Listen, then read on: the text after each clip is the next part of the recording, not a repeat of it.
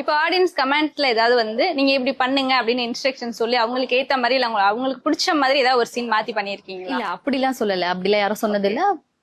Inspire பண்ணுவாங்க. Like ma'am நீங்க பண்ற கேரக்டர் பிடிச்சிருக்கு, பவி அண்ட் கார்த்திக் பேரா பண்றாங்க, அவங்கள 2 பேரோட பேர் நல்லா இருக்கு பிடிச்சிருக்கு அப்படின்னு சொல்லுவாங்க. அந்த மாதிரி தான் சொல்லுவாங்க, பாசிட்டிவா தான் சொல்லுவாங்க. இது வரைக்கும் எனக்கு வந்து இதுல எதுவும் நெகட்டிவா சொன்னது இல்ல. Okay ma'am. ஒரு ஆர்டிஸ்டோட சேலரி எவ்வளவா இருக்கும், உங்களுக்கு எவ்வளவு கொடுக்குறாங்க? நீங்க எக்ஸ்பெக்ட் பண்ற அளவுக்குலாம் இல்லைங்க. ஓகே அது வேண்டாம், அது சரி ஓகே மேம், அவாய்ட் பண்ணிடலாம். நீங்க டைரக்ஷன், அதாவது ஒரு டைரக்டர் உங்ககிட்ட ஸ்கிரிப்ட் கொடுத்து படிக்க சொல்றாங்க அப்படின்ற போது அது நீங்க உங்களுக்கு ஏத்த மாதிரி பண்ணுவீங்களா, இல்ல அவர் என்ன சொல்றாரு அதை மட்டும் பண்ணா போதும் அப்படின்னு நினைச்சுப்பீங்களா? இப்போ நாங்க நார்மலா வந்து ஒரு சீன் பண்ணுவோம், இதுல வந்து மானிட்டர் பார்த்து ஏதாவது கரெக்ஷன் இருந்துச்சுன்னா டைரக்டர் என்ன சொல்றாங்களோ அதை பண்ணுவோம்.